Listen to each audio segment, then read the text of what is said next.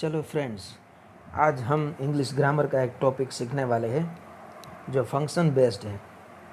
उसका नाम है एडवर्ब क्लॉज ऑफ रिजल्ट। उसमें 6 कंजक्शन आते हैं: too, enough, so that, such that, so, therefore. So और देयरफॉर उसका मतलब अतः होता है, वो तो हम जानते हैं, मगर टू, इनफ, सो दैट और सच दैट, इनकी वाक्य रचना, इनके उपयोग और इनकी एक्सरसाइज, ये सब हम कुछ करेंगे। पहला है टू। इस स्लाइड में, इस वीडियो में हम सिर्फ टू और इनफ के बारे में ही पढ़ेंगे। टू की वाक्य रचना देखिए। पहले सब्जेक्ट करता है, बाद में वर्ब क्रियापद, बाद में टू, फिर एडजेक्टिव, फिर फॉर, फिर ऑब्जेक्ट, फिर इन्फिनिटिव। अभी नीचे एग्जाम्पल दिया हुआ है, देखिए। द टी वो सब्जेक्ट है, इज वर्ब है, टू हॉट एडजेक्टिव है, फॉर मी ऑब्जेक्ट है। अब यहाँ ऑब्जेक्ट मतलब ऑब्जेक्टिव केस होगी, मी, अस, यू, हिम, हर, धैम, इस तरह से, या कोई नाम भी आ सकता है। बाद में टू ड्रिंक इन्फिनिटिव। इन्फिनिटिव मतलब टू लगा के जो V1 क्रियापद बनता है वो। तो वाक्य ये हो गया, tea is too hot for me to drink. इसका अर्थ ये होता है कि चाय इतनी गर्म है कि मैं पी नहीं सकता। दूसरा वाक्य, the poem is too difficult for me to read.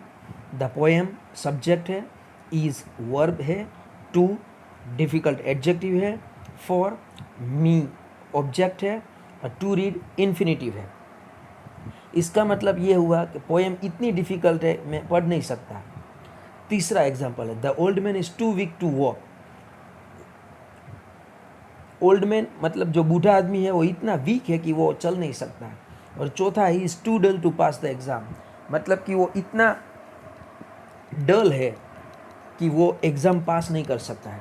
अभी तीसरे और चौथे एग्जाम्पल में हम देखेंगे तो उसमें फॉर मी यूज़ नहीं किया है, तो उसकी ज़रूरत भी नहीं है। अगर अगले दो, पहले दो जो एग्जाम्पल है उसमें भी अगर हम ये बोलेंगे, the tea is too hot to drink, the poem is too difficult to read, तो भी चलेगा। लेकिन यह कंप्लीट द सेंटेंस में अब जब लिखने जाते हैं तब depends on the words given in the brackets. Brackets में जो दिए हुए शब्द इनके ऊपर आधारित है कि हमको यह लिखना है कि नहीं लिखना है। बराबर। अभी एक्सरसाइज यहाँ सामने दिखाई दे रही है, चलो पढ़ते हैं। पहला वाक्य थोड़ा नहीं दिखेगा। This poem was too. अभी यहाँ जो कंस्ट्रक्शन है उसमें देखिए, टू के बाद एडजेक्टिव लिखना है। बराबर। तो ब्रैकेट में क्या दिया है, एक लॉन्ग दिया है, मी दिया है और रिमेंबर दिया है। तो इसमें से लॉन्ग एडजेक्टिव है, तो हम टू के बाद क्या लिखेंगे, लॉन्ग। तो वाक्य बन जाएगा, this poem was too long. अभी मी ये ऑब्जेक्ट है तो हमको लिखना है फॉर मी।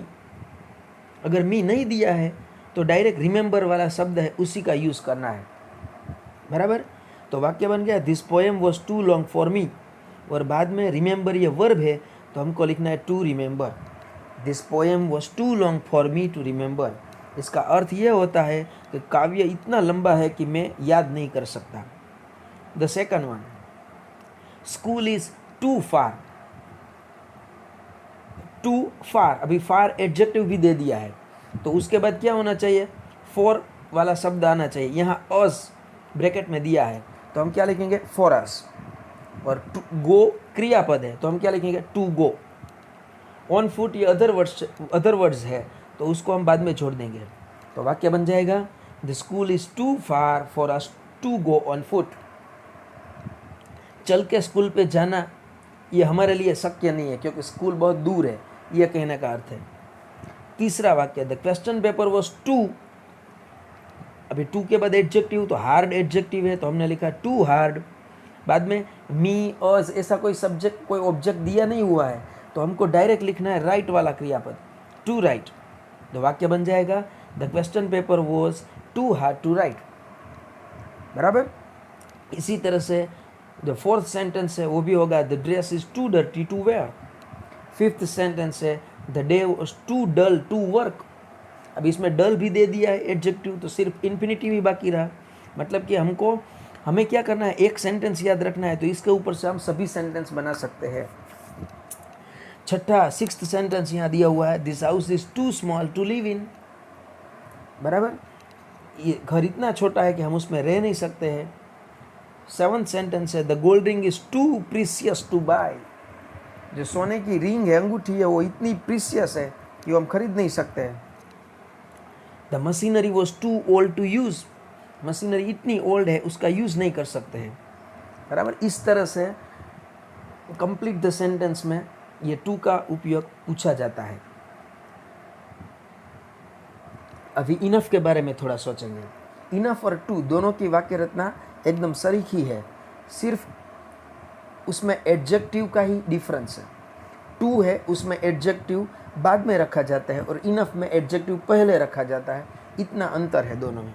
देखिए कंस्ट्रक्शन, पहले सब्जेक्ट, बाद में वर्ब, बाद में adjective, enough, for, object, infinitive. बराबर, अभी नीचे एग्जाम्पल है। पहला example, you is the subject, are is the verb, clever adjective, enough. उसमें क्या था, टू का जो सेंटेंस है, टी डबल और टू का जो सेंटेंस है, उसमें हम टू ओल्ड ऐसा लिखते थे, मतलब एडजेक्टिव पीछे लिखते थे। और इसमें क्या है, क्लेवर आगे लिखते हैं, मतलब एडजेक्टिव आगे लिखते हैं। इतना ही दोनों का अंतर है। क्लेवर इनफ, फॉर मी वो उसने नहीं लिखा है, ज़रूरत नहीं है। Infinitive, to write this answer other words. बराबर, तो वाक्य बन गया, you are clever enough to write this answer, मतलब आप इतने क्लेवर है कि आप आंसर लिख सकते हैं। बराबर, इसका सही एग्जाम्पल जो देखो 8th सेंटेंस है, वो आप देखिए, the tea is cold enough for us to drink. The tea is the subject, is verb है, cold is the adjective and enough बाद में फॉर प्लस ऑब्जेक्ट, तो फॉर अस एंड इन्फिनिटिव है to drink. तो वाक्य बन गया, the tea is cold enough for us to drink, मतलब कि चाय इतनी ठंडी है कि हम पी सकते हैं।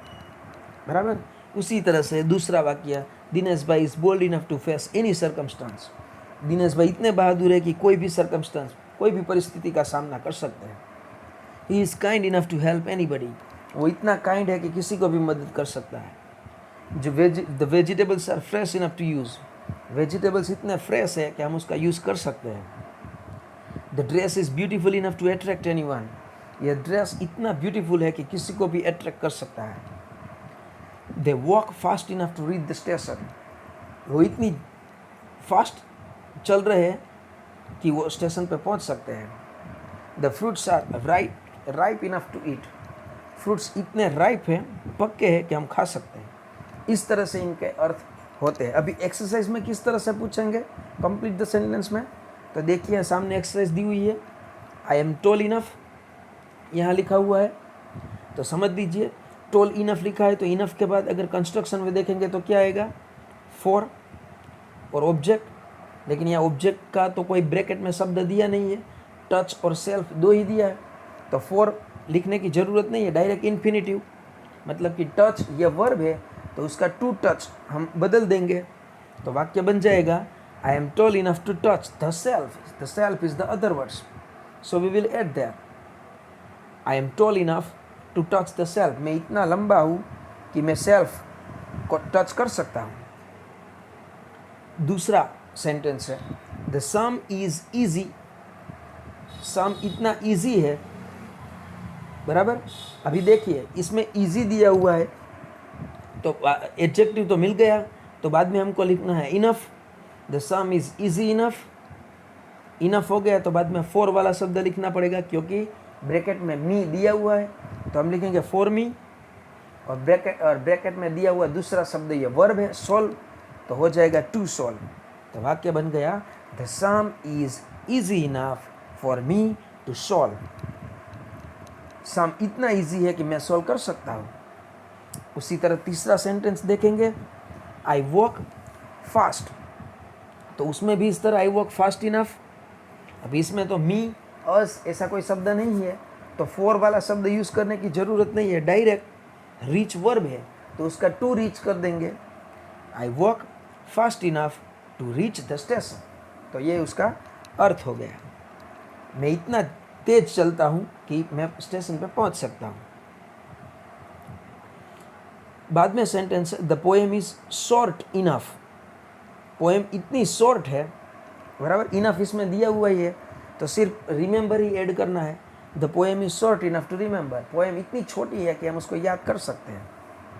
बाद में डिनर वाला शब्द है, द डिनर वॉज रेडी, तो रेडी इनफ, बराबर, इनफ ब्रैकेट में दिया हुआ ही होगा। The dinner was ready enough to serve, dinner तैयार है कि हम उसको सर्व कर सकते हैं डिश में। यू आर क्लेवर इनफ, आप इतने क्लेवर है कि अभी फोर वाला शब्द कोई नहीं है तो डायरेक्ट हम यूज़ करेंगे वर्ब, वर्ब होता है टू राइट, तो वाक्य बन जाएगा you are clever enough to write answer, आप इतने क्लेवर है कि आप आंसर लिख सकते हैं।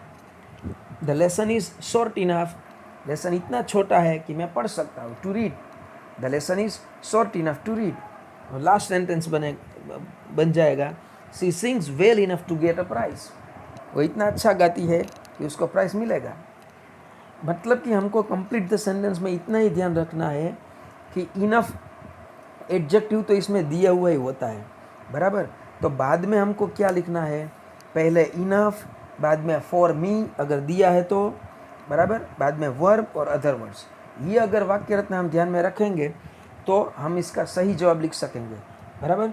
चलिए ये वीडियो हम पूरा करते हैं और इसका जो दूसरा पार्ट है रिजल्ट, जिसमें सच एज और such that and so that we will learn. Okay, good bye.